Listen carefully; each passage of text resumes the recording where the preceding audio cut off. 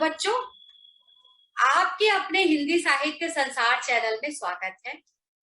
आज मैंने CBSE board Hindi पाठ्यक्रम में निर्धारित पाठ्य पुस्तक स्पर्श के पद्य खंड में वीरेंद्र डगवाल जी द्वारा रचित कविता तोप पर वीडियो तैयार किया है। बोर्ड एग्जाम की दृष्टि से बेहद अहम पाठ है ये। और हाँ, यदि आपने मेरा चैनल अभी तक नहीं सब्सक्राइब किया है तो रिक्वेस्ट है आप सबसे, please please please subscribe my channel. Virendra Dagwal ji की बहुत ही उत्कृष्ट और सुंदर कविता है तो।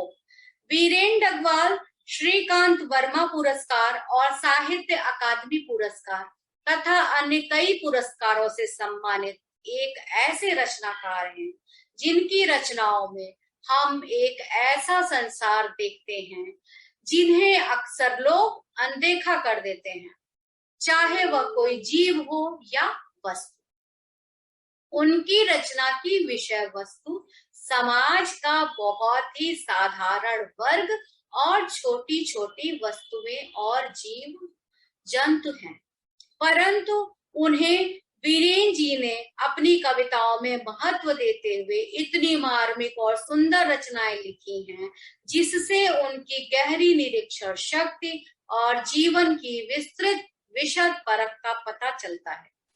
तो कविता भी कहने को एक निर्जीव वस्तु है, परंतु उसको भी जैसे कवि ने एक दृष्टि दे दी है और सजीव बना दिया है और उसकी दास्तान के माध्यम से एक बेहद महत्वपूर्ण संदेश दिया है कि कोई कितना भी बड़ा शक्तिशाली, अपने समय का बेहद प्रभावशाली रहा हो, एक ना एक दिन उसकी ताकत, उसका दम्भ, उसका गुरूर टूट ही जाना है।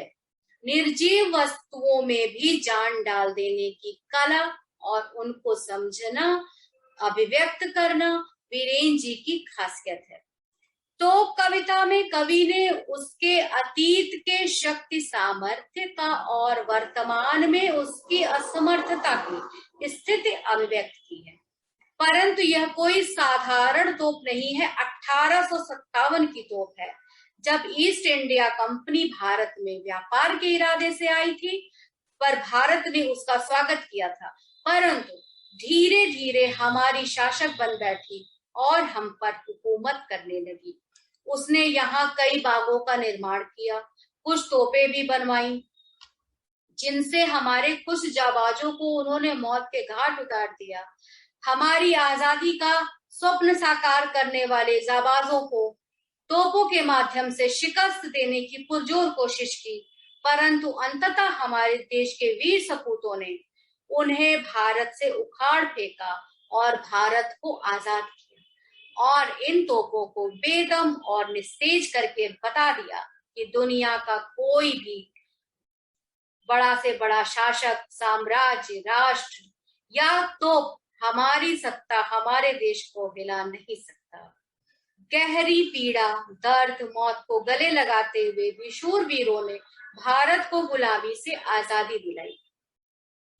ये तोपें आज महज एक प्रतीक के रूप में, पार्क की शोभा के रूप में रखी तो हैं, परंतु अब इनके दिन गए और ये बता रही हैं कि तोप कितनी भी बम गोले बरसाए, एक ना एक दिन तो उसको निस्तेज और निष्क्रिय हो ही जाना है। कविता में कंपनी बाग में ब्रिटिश हुकूमत की बनवाई यह तोप एक ऐतिहासिक धरोहर के रूप में रखी हुई है, हमें इसी हकीकत से रूबरू करवा रही है कि क्या थी और क्या हो गई। आइए इस कविता को पढ़ते हैं और इसके मर्म को समझते हैं। कंपनी बाग, जिसका निर्माण कानपुर में ब्रिटिश शासनकाल में हुआ था, उसी के प्रवेश द्वार पर 1857 की यह तोप रखी गई है। कंपनी बाग के मुहाने पर धर रखी गई है यह 1857 की तोप। इसकी होती है बड़ी संभाल, विरासत में मिले कंपनी बाग की तरह साल में चमकाई जाती है 2 बार। कंपनी बाग के मुहाने अर्थात प्रवेश द्वार पे धर रखी अर्थात रखी गई है 1857 की यह तोप प्रदर्शन के लिए। इसको सजाकर रखा गया है, इसको संभाला जाता है। जैसे कंपनी बाग की देखरेख होती है, ऐसे ही राष्ट्रीय पर्व 15 अगस्त, 26 जनवरी जैसे महत्वपूर्ण अवसरों पर इसे भी चमकाया जाता है। सुबह शाम कंपनी बाग में आते हैं बहुत से सैलानी, उन्हें बताती है यह तोप कि मैं बड़ी जबर उड़ा दिए थे, मैंने अच्छे अच्छे सूरमाओं के धज्जे अपने जमाने में। सुबह शाम जो पर्यटक ये आते हैं यहाँ देखने उसको, उस बाग को, उस तोप को, उन्हें यह तोप बताती है कि मैं एक समय में बहुत शक्तिशाली थी और मैंने अच्छे अच्छे वीरों के धज्जे चीथड़े उड़ा दिए थे। अपने समय में इस तोप ने भारतीय सूरमाओं को शिकस्त देने की कोशिश की थी। अंग्रेजों ने तोप से हमारे सैनिकों पर गोलों की वर्षा की थी, परंतु हमारे वीरों ने आगे चलकर इन विषम परिस्थितियों का सामना करते हुए अपनी जान की बाजी लगाते हुए कुर्बानियां दे डाली, परंतु अंततः अंग्रेजों को मार भगाया और देश को आजादी दिलाई। तो उस समय तोप ने जो यह जुल्म और अत्याचार किए थे उसके बारे में जिक्र है यहाँ कि मैं बड़ी जबर उड़ा दिए थे मैंने अच्छे अच्छे सूरमाओं के धज्जे अपने जमाने में। इस तोप ने बेशक उस समय जुल्म सितम ढाए, परंतु आज एक बेजान, निष्क्रिय और प्रदर्शन की वस्तु बनकर रह गई है।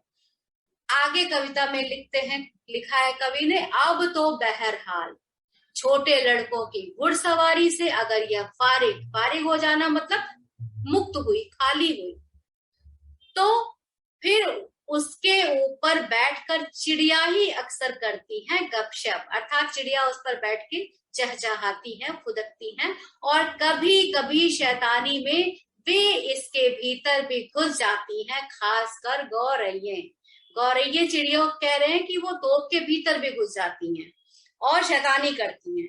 अर्थात कवि यह कहना चाहते हैं कि रूह थर्रा देने वाली तोप की काज क्या हश्र है, यह इन पंक्तियों में दर्शाया गया है कि नन्हे से बच्चे और नन्ही सी चिड़िया, उस तोप की आज यह औकात रह गई है कि वो बच्चे नन्हे उस पर खेल रहे हैं और छोटी सी चिड़िया उस पर फुदक रही है।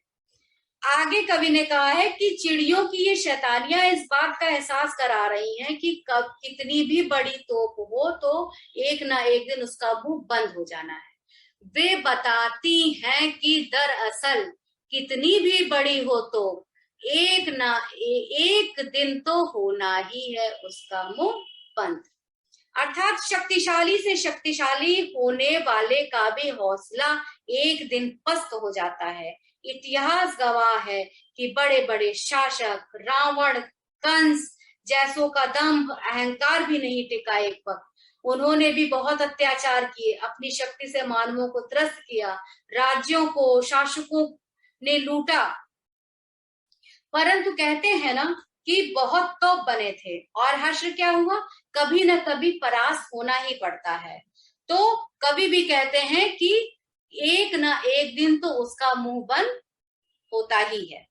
यही संदेश कवि इस तोप कविता के माध्यम से देना चाहते हैं। इसीलिए अहंकार और घमंड भी किसी का ज्यादा दिन तक नहीं रहता। एक वक्त ऐसा आता है कि बड़ा से बड़ा गुरूर इंसान का मिट्टी में मिल जाता है, बड़े से बड़े साम्राज्यों का विध्वंस हो गया और इसी अहंकार और दंभ में। तो इसीलिए हमें इस हकीकत को, इस वास्तविकता को समझना चाहिए और सबक भी लेना चाहिए। बहुत ही सुंदर और बहुत ही अच्छा संदेश तोप कविता के माध्यम से कवि ने हमें दिया है। उम्मीद करती हूँ बच्चों आपको यह कविता, इसका मर्म बहुत अच्छे से समझ में आ गया होगा। थैंक यू सो मच बच्चों, थैंक यू सो मच।